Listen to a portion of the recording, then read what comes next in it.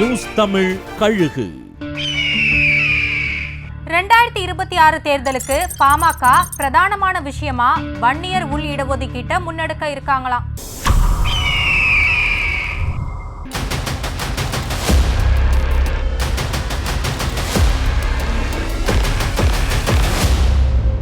வன்னியர்களுக்கான 10.5% உள் ஒதுக்கீட்டை அடைஞ்சே தீர்வோம்னு ராமதாஸ் முன்னிலையில சபதம் எடுத்திருக்காங்களாம் பாமகவோட முக்கிய நிர்வாகிகள்.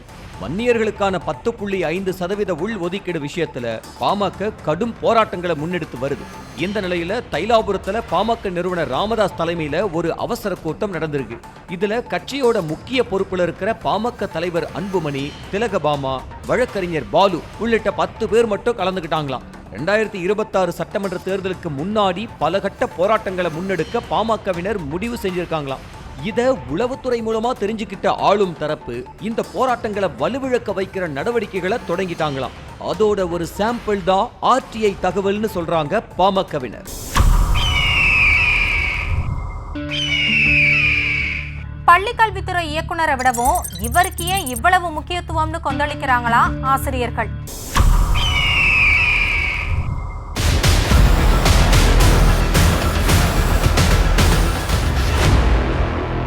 முன்னாள் IAS அதிகாரியான சுதன் TNPSC, பள்ளி கல்வித்துறை உள்ளிட்ட பல்வேறு துறைகள்ல IAS அதிகாரியா பணியாற்றி வந்தார்.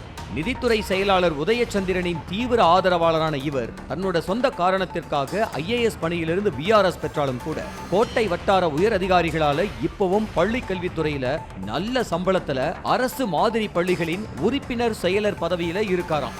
இது பள்ளிக்கல்வித்துறை இயக்குனரை விட அதிகாரம் குறைவான பதவியா இருந்தாலும் கூட இவர் எந்த இயக்குனர்களையும் மதிக்கிறது இல்லையா. இன்னும் IAS அதிகாரியாவே தன்னை நினைச்சுக்கிட்டு செயல்படுறாருன்னு தொடர்ந்து புகார்கள் எழுதாம். சமீபத்துல கோட்டூர்புரம் அண்ணா நூற்றாண்டு நூலகத்துல நடைபெற்ற பள்ளி கல்வித்துறை நிகழ்ச்சியில கூட அந்த துறை சார்ந்த இயக்குனர்கள் அத்தனை பேர் இருந்தோம், யாரையும் மேடையில உட்கார வைக்காம சுதனை மட்டும் உட்கார வச்சது ஆசிரியர்களை கொந்தளிப்புக்குள்ளாக்கி இருக்கு.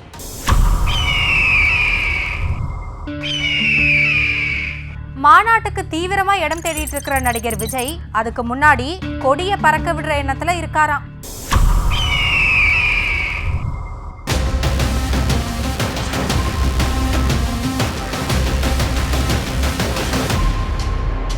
அடுத்த மாசம் பிரம்மாண்டமா மாநாடு போட்டே ஆகணும்னு தயாராகி வர்ற விஜய் அதுக்கு முன்னாடி கொடிய அறிவிக்கணும் அப்படின்னு பிரத்யேகமா குழு அமைச்சு வேலை பார்க்க சொல்லியிருக்காராம். இந்த கொடி எல்லா தரப்பு மக்களையும் பிரதிபலிக்கணும் அப்படின்னு உத்தரவு போட்டிருக்காராம் விஜய். அதுபடி கொடி நீலம், வெள்ளை, மஞ்சள் நிறத்துல இருக்கணும் என முடிவு எடுத்திருக்கிறதாவும், மஞ்சள் வட மற்றும் தென் மாவட்ட பெரும்பான்மை சமூகத்தோட வளர்ச்சியையும், மற்ற நிறங்கள் சிறுபான்மையினர் மற்றும் பட்டியலினத்தவருக்கான உரிமை அப்படிங்கிற நிறங்கள்ல இருக்கணும்னு திட்டமிட்டு இருக்காங்களாம். அமமுக கொடியில நடுவுல ஜெயலலிதா படம் இருக்கிற மாதிரி, தாவேக்க கொடியில விஜய் முகம் இருக்கிற மாதிரியும் வடிவமைக்கிற ஒரு எண்ணம் இருக்கா. ஆகஸ்ட் இறுதிக்குள்ள கொடி இறுதியாகிடும்னு சொல்றாங்க தாவேக்கவினர். ஆகஸ்ட் முதல் வாரத்திலேயே கொடிய பறக்க விட திட்டமிட்டு இருந்தாங்களாம். ஆனா வயநாடு துயர சம்பவத்தினால இந்த நேரத்துல கொண்டாட்டங்கள்ல இருந்தா சரி வராதுன்னு தள்ளி போட்டு இருக்காங்களாம் தாவேக்கவினர்.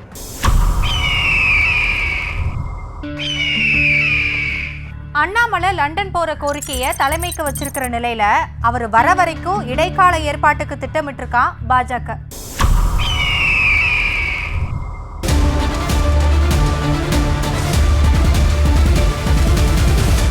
அண்ணாமலை மேற்படிப்புக்காக லண்டன் போக இருக்கிறதா சொல்லி வர்ற நிலையில பாஜக தரப்புல தமிழ்நாடு அரசியல கட்சியை கவனிக்க முக்கிய முடிவு ஒன்றை எடுக்க இருக்கான் பாஜக.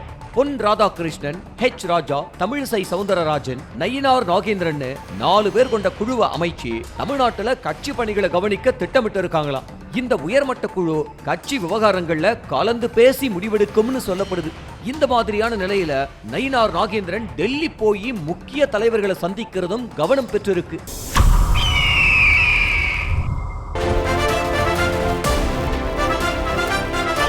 நியூஸ் தமிழ் கழுகு.